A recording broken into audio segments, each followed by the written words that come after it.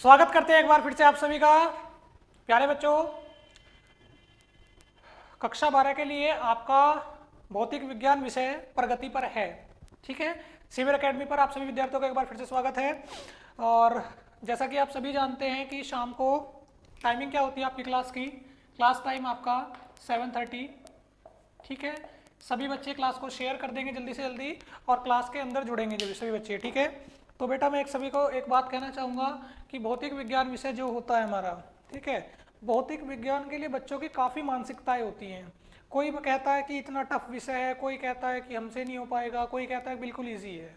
तो बेटा मैं ये कहना चाहता हूँ कि प्रैक्टिस जो होती है, ठीक है, आप जो प्रैक्टिस करते हो वो प्रैक्टिस आपको काफ़ी आगे लेके निकल जाती है। ठीक है, तो मैं कहना चाहूँगा कि भौतिक विज्ञान को कक्षा 12 के लिए, ठीक है, बिल्कुल भी ये मत सोच के चलना कि टफ विषय है, नहीं हो पाएगा। ठीक, बस केवल एक छोटा सा काम करना है, सीवियर एकेडमी से जुड़ना है, यूट्यूब चैनल को सब्सक्राइब कीजिए, ऐप डाउनलोड कर लीजिए, टेलीग्राम से जुड़ जाइए। ठीक है, और डेली शाम को लाइव क्लास में आइए। और मेरा आपसे ये कहना है कि आपको खुद रियलाइज़ होगा, खुद फील होगा कि फिजिक्स इतना आसान कैसे हो गया। ठीक है, अभी हमारे एक स्टूडेंट्स कह रहे थे कि भाई हमें फिजिक्स समझ में नहीं आती थी, काफ़ी टफ विषय लगता था। ठीक है, हरिशंकर हमारे स्टूडेंट हैं, वो बता रहे थे, लेकिन उनका कहना है कि आप पढ़ा रहे हो तो फिजिक्स समझ में आने लगी। तो बेटा मैं एक चीज़ कहना चाहता हूँ, हम क्या करते हैं, हम केवल आपको कॉन्सेप्ट समझाने की कोशिश करते हैं केवल। ठीक है, आप उन चीज़ों को ध्यान से समझते हैं, आप उन चीज़ों को ध्यान से समझते हैं, कोशिश करते हैं समझने की, तो आपको लगता है कि हम अच्छा पढ़ा रहे हैं। लेकिन बेटा हम सिर्फ केवल एक कोशिश मात्र कर रहे हैं। ठीक है, हम क्या कर रहे हैं, मात्र एक कोशिश कर रहे हैं आपको समझाने की। आप उसको अच्छे से समझ रहे हैं, हमारी बातों को ध्यान से सुन रहे हैं, इसलिए आपको लगता है कि चीज़ें अच्छे से समझ में आ रही हैं। तो बेटा अच्छे से हम नहीं पढ़ा रहे हैं, चीज़ों को आप अच्छे से समझ रहे हो, इसलिए आपको चीज़ें अच्छे समझ में आ रही हैं। तो मैं फिर से अपने टॉपिक्स पे आता हूँ। देखिए, हमारा चैप्टर 1 प्रगति पर है। चैप्टर 1 हम पढ़ रहे थे, ठीक है, जिसके अंदर हमने पार्ट 1 अपना कवर कर लिया है और पार्ट 2 की बात करते हैं बेटा। पार्ट 2 के अंदर आज हमारा पहला टॉपिक क्या रहने वाला है, वैद्युत फ्लक्स। क्या टॉपिक होने वाला है, वैद्युत फ्लक्स, आज का हमारा फर्स्ट टॉपिक बेटा। ठीक है, क्लास के अंदर सभी बच्चों का स्वागत है, क्लास के अंदर सभी बच्चों का स्वागत है। और आज आप सभी जानते होंगे, आज हमारे वीर बजरंगी हनुमान जी का जन्मोत्सव भी है। तो सभी विद्यार्थियों को हनुमान जी के जन्म दिवस की ढेर सारी शुभकामनाएं। और क्लास स्टार्ट करते हैं इसी के साथ में। ठीक है बेटा, तो देखिए हम क्या करेंगे, हम अपना कोई चालक लेंगे, ठीक है, और इस चालक से क्या करेंगे, इस चालक के लंबवत हम क्या करेंगे, वैद्युत बल रेखाओं को गुजार देंगे। ठीक है, क्या कहा मैंने, कुछ ज़्यादा टफ बात बोली, मैंने केवल एक छोटी सी बात कही कि हमने कोई चालक लिया और उस चालक के लंबवत क्या करा, उस चालक के लंबवत हमने जो हमारे वैद्युत बल रेखा थी उनको लंबवत गुजार दिया। ठीक है, तो क्या कहेंगे, वैद्युत फ्लक्स क्या होता है, वैद्युत फ्लक्स यही होता है कि जब चालक से जो हमारी लंबवत वैद्युत बल रेखाओं की, जो ये वैद्युत बल रेखाएं जा रही है, इन वैद्युत बल रेखाओं की संख्या को ही हम क्या कहते हैं, इनको हम कहते हैं वैद्युत फ्लक्स। क्या बोलते हैं, वैद्युत फ्लक्स बोलते हैं। ठीक है बेटा, गुड इवनिंग बेटा, स्वागत है आपका सभी का क्लास के अंदर। समझ गए आप सभी मैंने क्या कहा, सिंपल सी बात बोलिए। चलो एक दो ड्रॉ कर लेते हैं, अगर आपको ज़्यादा वो है, लो अब ज़्यादा से हो गए, बहुत सारे हो गए अब। ठीक है, तो फिर से सुनिए मैंने क्या कहा, एक सिंपल सी बात कही, क्या कही कि भाई हमारा कोई चालक है, उस चालक के लंबवत, ठीक है, उस चालक के लंबवत प्रति एकांक क्षेत्रफल से जो भी हमारी वैद्युत बल रेखाएं होकर गुजर रही हैं, उन वैद्युत बल रेखाओं की संख्या को क्या कहेंगे, हम वैद्युत फ्लक्स कहेंगे। क्या कहेंगे, वैद्युत फ्लक्स कहेंगे। क्लियर हो गया अच्छे से या डाउट है, क्लियर हो गया या डाउट है बताइए। डेफिनेशन देख लीजिए, तो डेफिनेशन देख लीजिए, डायग्राम नोट कर लेना। देखिए, किसी पृष्ठ के प्रति एकांक क्षेत्रफल के लंबवत गुजरने वाली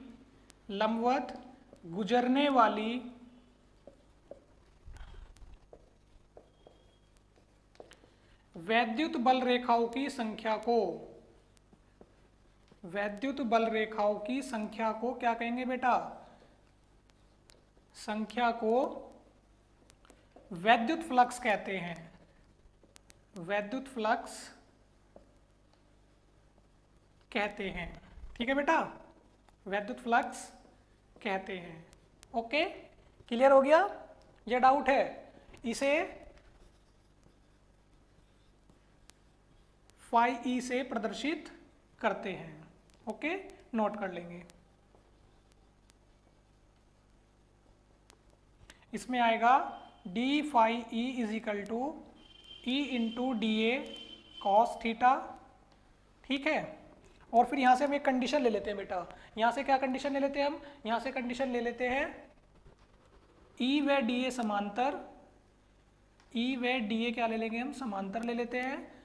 क्या होते हैं? समांतर, यानी कि theta is equal to 0, theta is equal to 0, तो फिर आ जाता है हमारा phi E is equal to E into A. ठीक है, ये आ जाता है आपका वैद्युत फ्लक्स। ठीक है, नोट करो जल्दी सभी बच्चे, सभी बच्चे नोट कर लेंगे।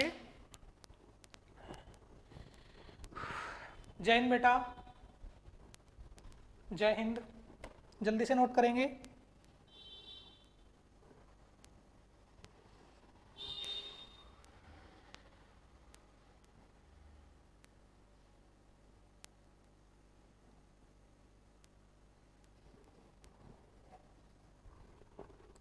ठीक है, जल्दी से नोट कर लेंगे इसको, फिर आगे बढ़ेंगे। ठीक है,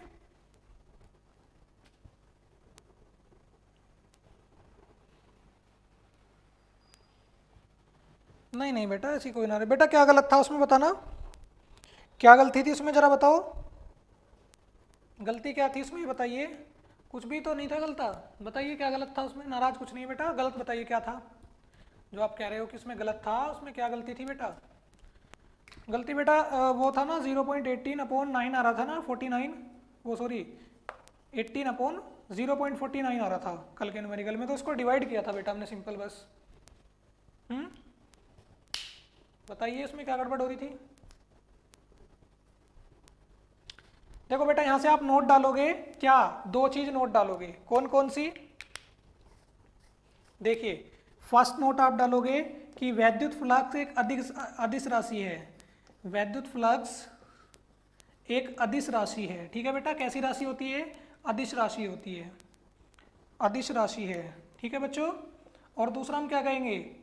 वैद्युत फ्लक्स, वैद्युत फ्लक्स तीनों तरह से हो सकता है बेटा। ये तीनों तरह से कैसे? धनात्मक, ऋणात्मक, शून्य, तीनों प्रकार का हो सकता है। तीनों प्रकार का हो सकता है। ठीक है बेटा, हो सकता है, नोट करें।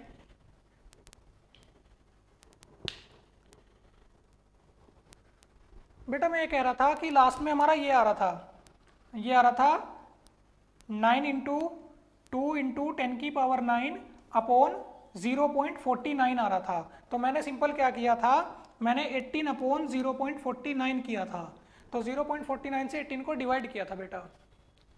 ठीक है, यही तो कह रहे हो आप? हो सकता है डिवाइड में थोड़ा मिस्टेक हो गया, तो बेटा उसको करेक्शन कर लेना आप। ठीक है, ओके, चिंतित ना हुआ करो आप। ठीक है, मेरा मानना है कि क्लास के अंदर आए हो तो बिल्कुल रिलैक्स रहा करो, कोई टेंशन वाली बात नहीं है।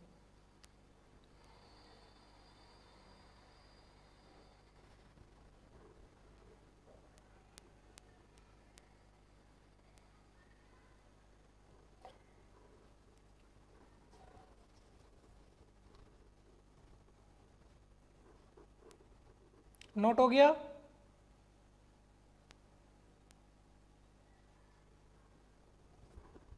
नोट हो गया बेटा?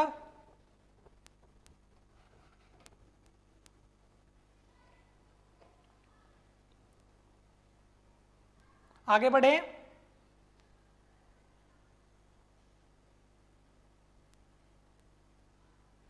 आगे चले बेटा। कितना कह रहे बेटा? 36.7 आएगा। मुझे तो नहीं लगता बेटा इसमें 36.7 बनेगा। चलो आप कह रहे हो तो आपकी बात मान लेते, लेकिन अब आगे देखिए, सबसे इंपॉर्टेंट टॉपिक जिसकी बातचीत होती रहती है बहुत ज़्यादा।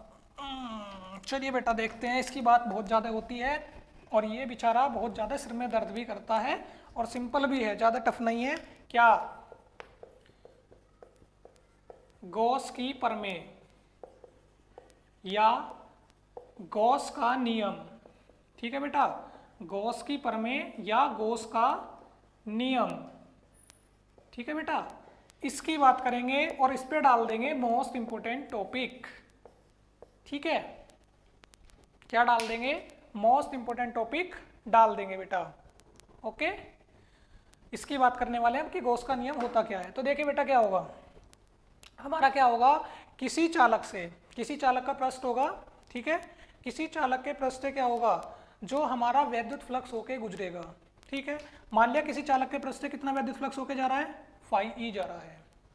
ठीक है, देख लीजिए कि भाई हमारा क्या हो गया, हमने मान लिया कोई चालक है, इस चालक से होके कितना वैद्युत फ्लक्स जा रहा है, फाई ई लेट कर लिया। डायग्राम बनाने ही समझाने के लिए देख रहा हूँ। ठीक है, समझाने के लिए आप देख लीजिए क्या कह रहे हैं कि भाई हमारा किसी पृष्ठ से, ठीक है, पृष्ठ भी कैसे मान लेंगे, बंद पृष्ठ मान लेंगे, बंद पृष्ठ मान लेंगे कि भाई हमारा कोई बंद पृष्ठ है, इससे कितना वैद्युत फ्लक्स होके गुजर रहा है, फाई ई होके गुजर रहा है। कितना वैद्युत फ्लक्स, फाई ई होके गुजर रहा है। तो ये फाई ई क्या होगा, इस चालक का जो परिबद्ध आवेश होगा क्यों। ठीक है, इस चालक का जो परिबद्ध आवेश होगा क्यों, इसका ये क्या होगा, इसका ये 1/ε0 गुना होगा। तो ये आएगा phi E is equal to Q/ε0। ठीक है, phi E is equal to क्या आएगा, Q/ε0। ये क्या होता है आपका, ये आपका होता है गॉस का नियम या गॉस की प्रमेय। ठीक है, फिर से सुनिए मैंने क्या कहा, मैंने ये कहा बेटा कि जो हमारा कोई चालक है, ठीक है, ओके, क्या कह रहे हो बेटा,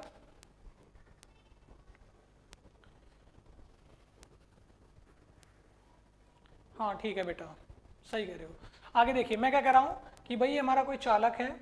ठीक है, इस चालक के, देखिए ये जो हमारा चालक है, इस चालक के बंद पृष्ठ से जो हमारा वैद्युत फ्लक्स होके गुजर रहा है, ये वैद्युत फ्लक्स क्या होगा, इस चालक का जो हमारा, ठीक है, इस चालक का जो हमारा परिबद्ध आवेश है, परिबद्ध आवेश का ये हमारा जो वैद्युत फ्लक्स है कितना होगा, 1/ε0 गुना होगा। तो ये कितना आ जाएगा, phi is equal to Q/ε0 आ जाएगा। ठीक है, डेफिनेशन देखो बच्चों क्या आएगी, देखो, किसी बंद पृष्ठ से गुजरने वाला वैद्युत फ्लक्स, किसी बंद पृष्ठ से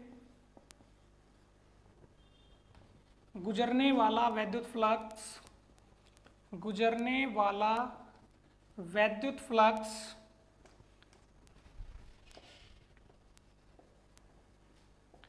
उस पृष्ठ के परिबद्ध आवेश का कितना होता है बेटा, परिबद्ध आवेश का कितना बताया, 1/ε0 गुना होता है, 1/ε0 गुना होता है। जल्दी से नोट करेंगे इसको, फिर बढ़ेंगे इसको सत्यापित करने की ओर। ठीक है, फिर इसको हम प्रूफ भी करेंगे।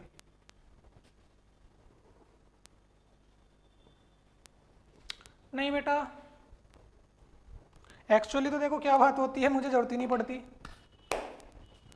मुझे आवश्यकता नहीं है बेटा, मुझे तो बस ये आ जाए कि हमने क्या सोचा, टॉपिक आ गया दिमाग में कि ये टॉपिक है बुक में से। ठीक है, कि हाँ ये वाला टॉपिक अभी आपका लगा हुआ है, तो बस माइंड में जो जो चीज़ें आई वो बोर्ड पे लिख दी, मुझे जरूरत नहीं है देखने की कि मैं बुक उठाऊँ नोट सोच रहा हूँ। ठीक है, बस अपना जो दिमाग में आया वो लिख दिया, ये नहीं कि मैं आपको गलत कुछ भी उल्टा सीधा कुछ भी भेज दिया, कराऊंगा चीज़ें बेसिक वही, लेकिन कहना की जरूरत पड़ रही कि क्लास में आए हैं तो उसकी आवश्यकता नहीं है। न्यूमेरिकल जब होते हैं तो जब बुक की आवश्यकता पड़ती है बेटा। ठीक है, क्योंकि न्यूमेरिकल्स क्या होते हैं कि हम खुद से बैठ के नहीं बना सकते। यहाँ तो क्या ये थ्योरी हुई, जैसे कि इसको आप मोड़ तोड़ के कुछ भी लिख दो, मोड़ तोड़ के लिखने का मतलब ये नहीं है कुछ भी लिख दो, मतलब जो होता है उसको लिखो लेकिन अपने शब्दों में। मेरा मानना क्या है, मेरा मानना ये है ना तो बुक से रटो ना ही आप किसी नोट से रटो, केवल अपने माइंड द्वारा बनाई गई डेफिनेशन लिखो जो जेन्युइन होती है। ये नहीं कुछ भी लिख दो, जो जेन्युइन होती है, जो तरीका होता है। जैसे कि अब मैंने खुद से डेफिनेशन बनाई और लिख दिया। ठीक है, इसमें आप कुछ और करेक्शन भी कर सकते हो कि भाई क्या होगा, कि भाई हमारा पृष्ठ है, पृष्ठ से जाने वाला वैद्युत फ्लक्स है, जा रहा है, जो भी हो रहा है, कुछ भी चीजें हो अपने आप बना के लिखो, क्योंकि पेपर में क्या होगा, आप चीजों को रट के गए, पेपर में क्या होगा, भूल जाओगे, क्या होगा, भूल जाओगे, फिर क्या करोगे, क्या था, याद आ जा, याद आ जा। इससे अच्छा तो खुद से बना लो ना, दिक्कत ही नहीं होगी, बात खत्म। चलो जल्दी से करो, डायग्राम बनाओ, वो डायग्राम कह रहा हूँ, नोट करो बेटा।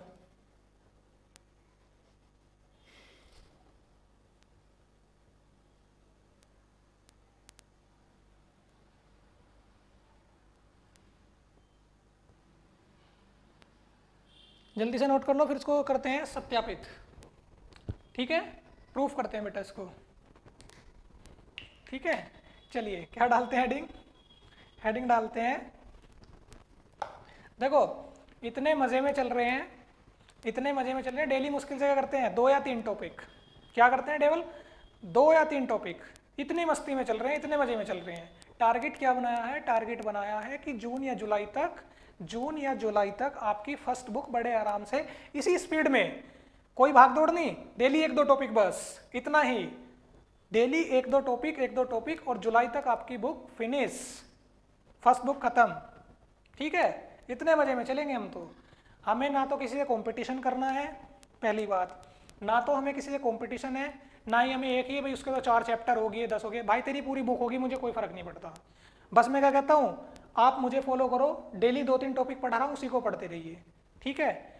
समय से कोर्स भी पूरा करेंगे, बुक को रिवाइज भी कर लेंगे, रिवीजन भी कर लेंगे, टेस्ट सीरीज भी कर लेंगे, सब चीज कर लेंगे एग्जाम से पहले। स्पीड क्या रहेगी, जॉब चल रही है, कोई जल्दीबाजी नहीं है, ठीक है। आगे बढ़े, चलिए क्या डालते हैं, सत्यापन, या ऐसे डाल लीजिए गॉस के नियम का सत्यापन या गॉस के नियम की उत्पत्ति।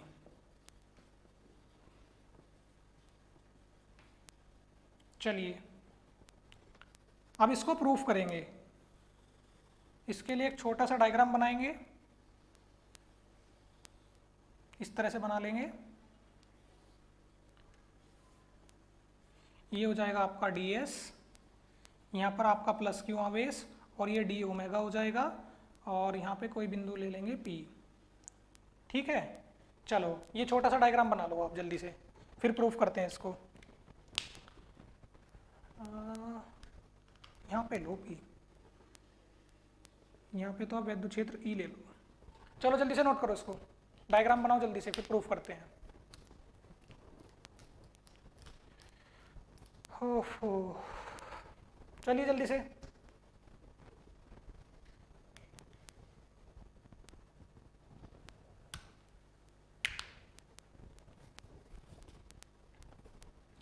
चलें आगे।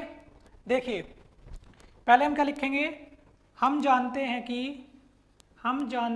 कि वैद्युत क्षेत्र की तीव्रता क्या होती है बच्चों, क्या बताया था वैद्युत क्षेत्र की तीव्रता, बताइए बताइए बताइए, E = 1/4πε0 Q/r², कुछ ऐसा ही बताया था, यही बताया था ना वैद्युत क्षेत्र की तीव्रता। अब देखिए इसको डालिए भाई साहब को इक्वेशन 1, और आगे क्या लिखेंगे, वैद्युत flux d phi E = E × ds cos theta. यहाँ पे आप ए भी ले सकते हो, कभी को सर आपने तो ए लिखवाया था, ठीक है, वो क्षेत्रफल के लिए आ रहा है, आप इसको ए लिखो, नहीं तो आप कहोगे कि ए लिखवा के एस लिखवा रहे हो, अकलमंद बन रहे ज़्यादा, तो लो बेटा ए ही ले लो, ठीक है। क्या करेंगे, समीकरण 1 से E का मान रखो, समीकरण 1 से E का मान रखने पर, E का मान रखने पर, ठीक है, रखें तो क्या आ जाएगा, d phi E = 1/4πε0 Q/r² × dA cos theta, ठीक है। जल्दी से नोट करो क्योंकि स्पेस कम पड़ गया, जल्दी से करेंगे नोट फटाफट, ठीक है। देखो वैद्युत क्षेत्र की तीव्रता क्या हुई, ये हुई, वैद्युत फ्लक्स आज ही पढ़ाया, ये रहा, यहाँ पे क्या रख दिया, ई का मान रख दिया, और कुछ भी नहीं करा अभी। कोई डाउट है किसी बच्चे को तो कमेंट्स कर दो। चलो जल्दी से करेंगे इसको,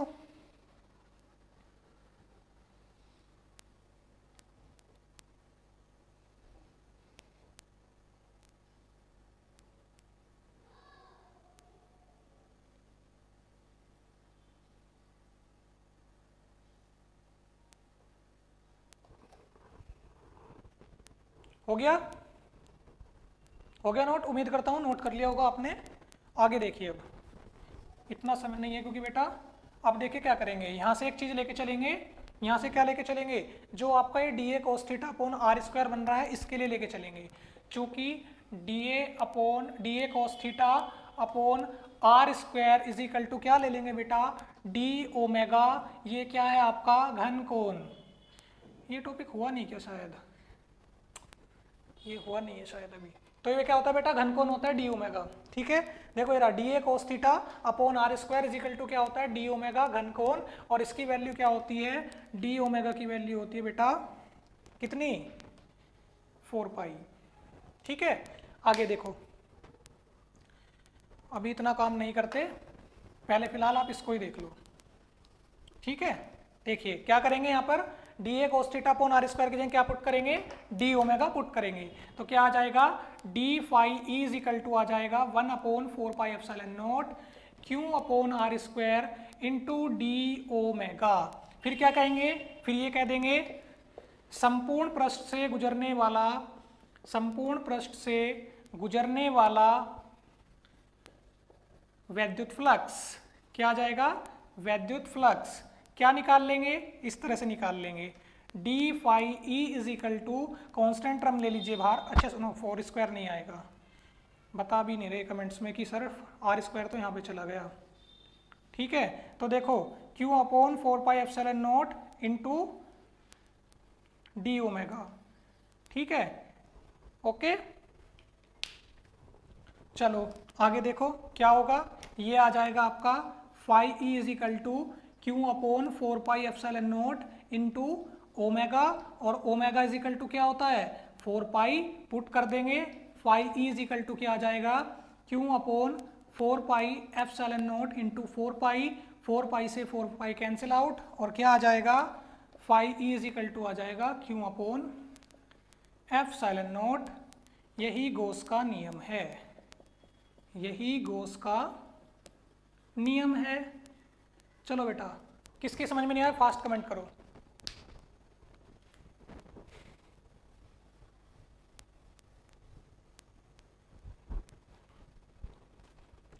बताओ बच्चों, किसकी समझ में नहीं आया गॉस का नियम, प्रूफ हो गया है, किसकी समझ में नहीं आया जल्दी से बताएं।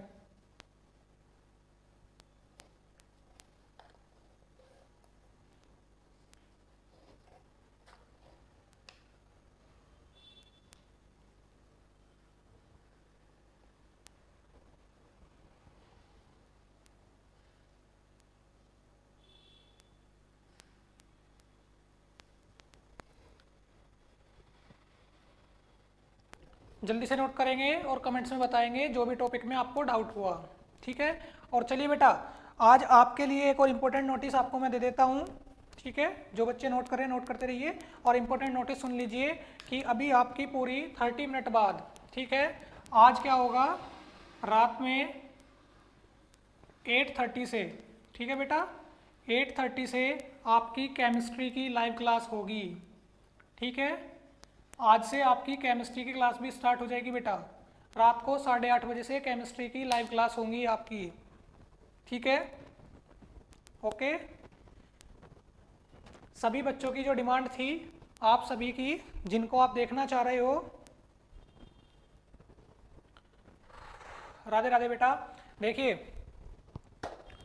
आप सभी बच्चों की बहुत ज़्यादा डिमांड थी कि भाई हमारे फेवरेट, हमारे ग्रेट सर बाबूराम सर किधर हैं, आप सभी बच्चों की डिमांड थी।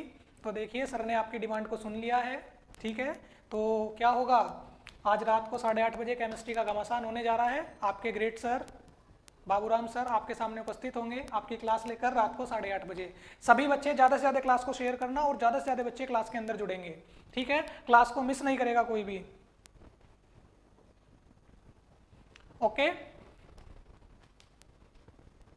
देखिए बेटा, ये जो है ना आपका d A cos theta upon r square, ठीक है, d A upon cos theta r square, ये इसकी वैल्यू होती है, यहाँ से आया डी ओमेगा, घन कोण होता है ये, इसका मान क्या होता है, d omega is equal to d A cos theta upon r square होता है। ठीक है, यहाँ से आया है ये। ओके, ये वाला। चलो बेटा एक बार कैलकुलेशन करना सभी स्टूडेंट, जो हम कल कर रहे थे न्यूमेरिकल पे आते हैं, वो आ रहा था 9 इंटू 2 इंटू 10⁻9 अपॉन 0.49 बन रहा था बेटा। इसके बाद में हमने क्या करा था, 19 टू द 18 इंटू 10⁻9 अपॉन 0.49 कर लिया था बेटा, ठीक है। अच्छा, इसके बाद में आप एक चीज़ और कर सकते हो इसमें, अगर आप इसको करना चाहो तो बेटा ये बन जाएगा ये 18/49 इंटू 10⁻11, ठीक है। तो हमने क्या करा, डेसिमल खत्म ही कर लिया बिल्कुल, ठीक है।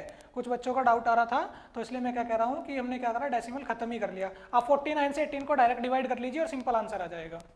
चलिए 49 से 18 को डिवाइड कर लो, डायरेक्ट आंसर आ जाएगा बेटा आपका। करो जल्दी से।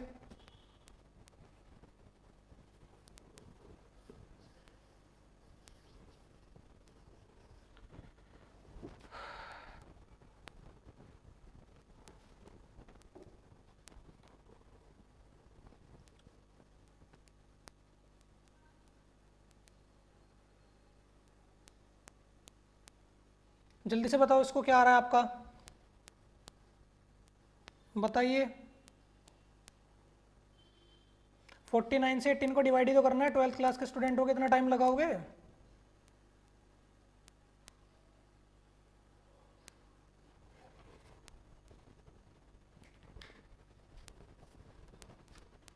जीरो 0.36 इंटू 10⁻11, ठीक है। और इसको आप क्या ले सकते हो, हाँ 36 इंटू 10⁻9 आ जाएगा बेटा, ठीक है। ये आ जाएगा 36 इंटू 10⁻9। हाँ बेटा 0.367 आपका सही आ रहा है, ठीक है। इसको या तो आप यहाँ पे छोड़ दीजिए या इसको यहाँ पे छोड़ दीजिए, ठीक है, चॉइस आपकी है। ओके, अब क्लियर है, अब क्लियर हो गया बेटा। और केमिस्ट्री क्लास में सभी बच्चे लाइव रहेंगे, कोई भी क्लास को छोड़ के नहीं जाएगा, ठीक है। ज़्यादा से ज़्यादा क्लास में रहना है और क्लास को अपने दोस्तों को भी शेयर कर दीजिए। ओके,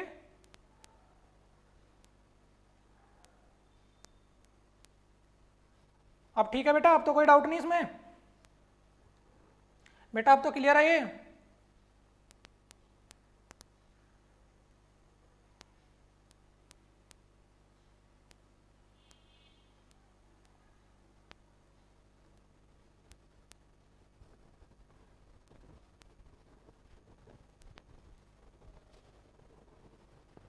नहीं बेटा, वो एक्चुअली ये रहा था कि वो डायरेक्ट जल्दी में कैलकुलेशन कर दिया, क्लास एंड करनी थी ना, दूसरी क्लास का टाइम था, तो उसमें थोड़ा सा कैलकुलेशन मिस्टेक हो गई होगी बेटा, ठीक है। तो अब क्लियर हो गया आपको अच्छे से।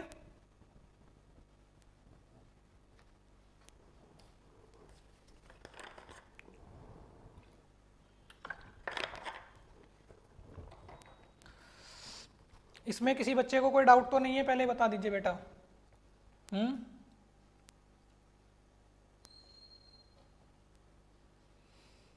किसी बच्चे को कोई डाउट है तो पूछ लीजिए।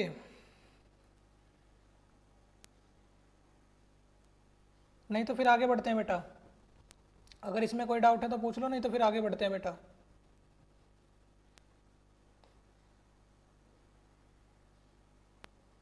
बताइए जल्दी से।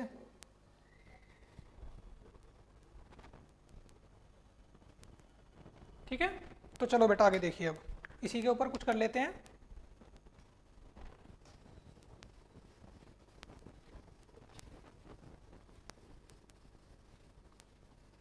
एक छोटा सा न्यूमेरिकल देखिए,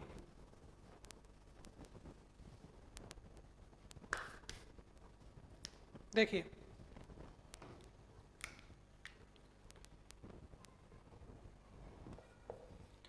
किसी चालक के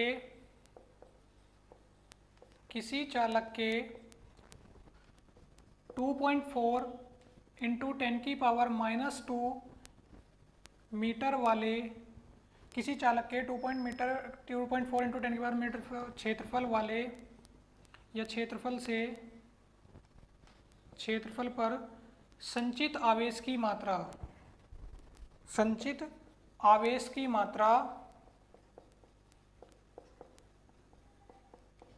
0.72 कूलाम है, पृष्ठ आवेश की गणना कीजिए। एक छोटा सा बेसिक न्यूमेरिकल आपके लिए। बेटा न्यूमेरिकल की भी एक्सरसाइज आएगी, उसमें भरमार मिलने वाली है आपको न्यूमेरिकल की। तो देखिए क्या कह रहा है, किसी चालक का कोई क्षेत्रफल है इतना, इस क्षेत्रफल पर संचित आवेश की मात्रा कितनी है, 0.72 कूलाम है। तो हमें क्या करना है, इस पर पृष्ठ आवेश की गणना करनी है। तो देखिए ये क्वेश्चन कहाँ से आया, पहले देखो हमें चीज़ों को समझना होता है। न्यूमेरिकल करने से पहले क्या होना चाहिए, बेसिक चीज़ें पता होनी चाहिए। न्यूमेरिकल कहाँ से आया, न्यूमेरिकल आया कहाँ से, सुनिए। हमने आपको पढ़ाया था सतत आवेश का वितरण, कि भाई किसी चालक को आवेश दिया, आवेश देने पर क्या होगा, चालक पूरे पृष्ठ पर फैल जाएगा, तो वो क्या होगा, सतत आवेश वितरण। फिर मैंने आपको बताया था कि वस्तु अगर हमारी तीन विमा वाली होती है तो इसलिए सतत आवेश का वितरण भी कितना होगा, 3 प्रकार का होगा। क्लियर है। उसके बाद में क्या बात आई थी, उसके बाद में बात ये आई थी निकल के कि जो हमारा पृष्ठ आवेश वितरण था, पृष्ठ आवेश वितरण क्या था, पृष्ठ आवेश वितरण था हमारा sigma is equal to Q upon A. क्या था, sigma is equal to Q upon A, कि यदि वस्तु दो विमा वाली है, यदि वस्तु दो विमा वाली है और क्षेत्रफल घेर रही है, ठीक है, तो क्षेत्रफल पर जो संचित आवेश की मात्रा होगी वो क्या कहलाएगी, पृष्ठ आवेश वितरण कहलाएगी। तो हमें पृष्ठ आवेश की गणना ही करनी है। तो देखिए बेटा, क्योंकि वैल्यू कितनी है, 0.72 कूलाम है और क्षेत्रफल कितना है, 2.4 इंटू 10 की पावर -2। कर दीजिए कैलकुलेशन, कर दीजिए कैलकुलेशन, आंसर बताइए क्या आ रहा है सभी का। एक सिंपल बेसिक न्यूमेरिकल दिया है आज आपको।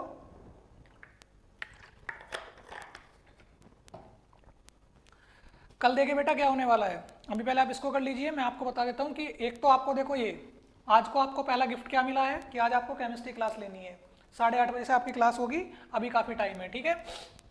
फिर सुनिए अब क्या होगा, अब ये होगा बेटा कि जो आपकी गॉस की परमें आपने पढ़ी है, गॉस की परमें आपने पढ़ ली, वैद्युत क्षेत्र की तीव्रता आपने पढ़ ली और साथ ही साथ में आपने वैद्युत फ्लक्स पढ़ लिया। इन तीनों को निर्मित करके, ठीक है, इन तीनों को कंबाइंड करके पूरे 4 डेरिवेशन है बेटा, कितने, टोटल 4 डेरिवेशन, ठीक है।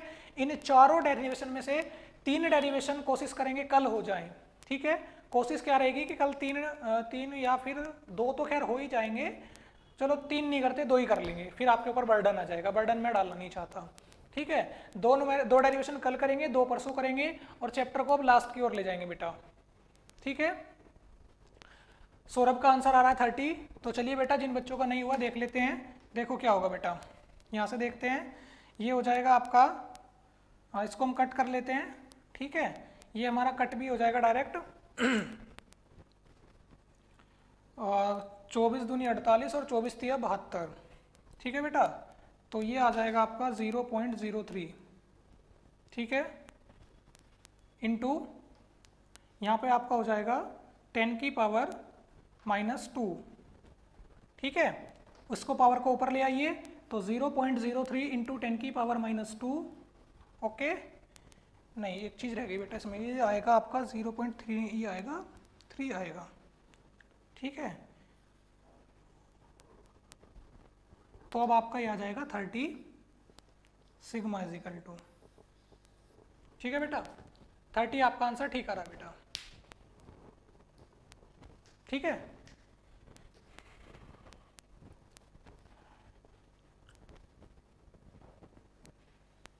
एक मिनट रुको बेटा, इसमें गड़बड़ी हो रही है अभी। 1 मिनट रुकिए, देखिए ये आ रहा है आपका 0.72 और अपॉन 2.4, ये आपका बनेगा 72/24 लिया इसको हमने, और यहाँ से क्या होगा 4 और 1 कैलकुलेट 10 की पावर -3, ठीक है। 3 इंटू 10 की पावर 3 आएगा बेटा,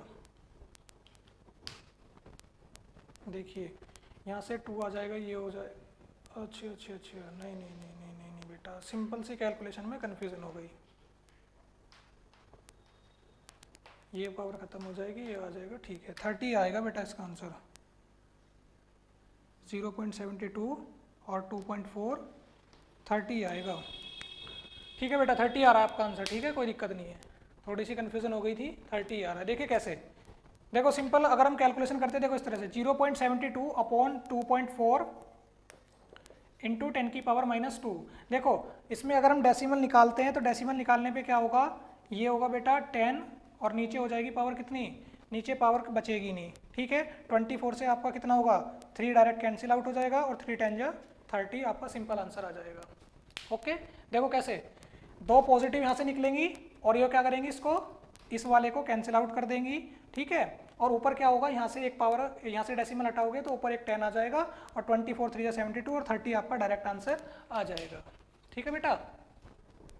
ओके 30 आ जाएगा आपका, ठीक है।